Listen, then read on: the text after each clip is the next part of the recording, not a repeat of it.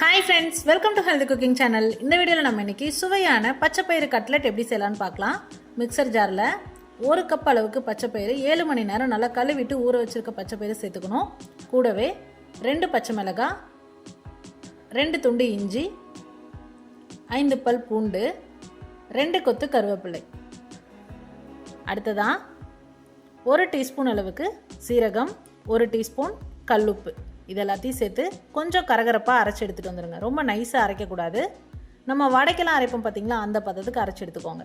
இப்போ அதை ஒரு பவுலுக்கு ட்ரான்ஸ்ஃபர் பண்ணிடலாம். அடுத்ததாக 1 மீடியம் சைஸ் பெரிய வெங்காயம் பொடியாக நறுக்கி சேர்த்துக்கோங்க. கூடவே மல்லி இலை 1 கைப்பிடி அளவு நறுக்கி சேர்த்துக்கோங்க. அடுத்ததாக வேக வச்சு தோல் உரித்து நல்லா மசிச்சுட்டு 2 உருளைக்கிழங்கு அதில் சேர்த்து எல்லாத்தையும் சேர்த்து நல்லா கலந்துக்கலாம். அவ்வளோதான், கட்லெட் செய்கிறதுக்கு மாவு ரெடி ஆகிடுச்சு.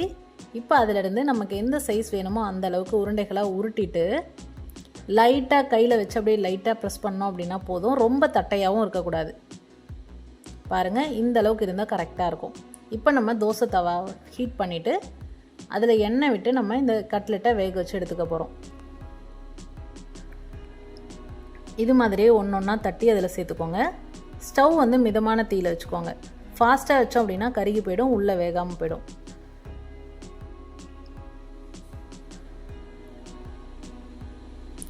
முளைக்கட்டின பச்சை பயிர்லேயும் இந்த மாதிரி செய்யலாம். நான் இன்றைக்கி முளைக்கட்டாமல் அப்படியே செஞ்சுருக்கேன். இப்போ ஒரு பக்கம் வெந்ததுக்கப்புறமா இன்னொரு பக்கம் திருப்பி விட்டுக்கலாம்.